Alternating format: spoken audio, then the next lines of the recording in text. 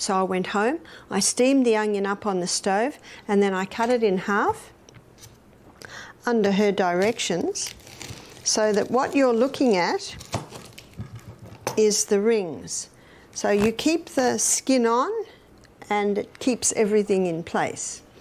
And I wrapped the onion up in a cloth, a few layers,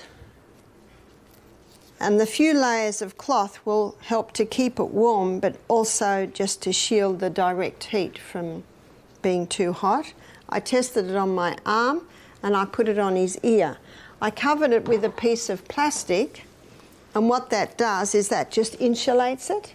And then he was just a little boy, I was breastfeeding him, and I could put the onion between his ear and my arm, and I could feel the heat. And when he slept, I laid him down on the bed, but I laid him down on a towel that had been folded up about 8 times because I knew that that would keep it warm.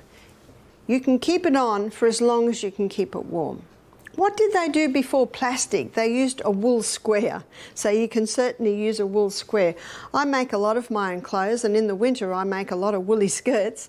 So I have squares, and you can also put a woolen square just this side of the plastic, so that the plastic doesn't even touch you, but it is stopping the moisture going through and insulating it and keeping it warm.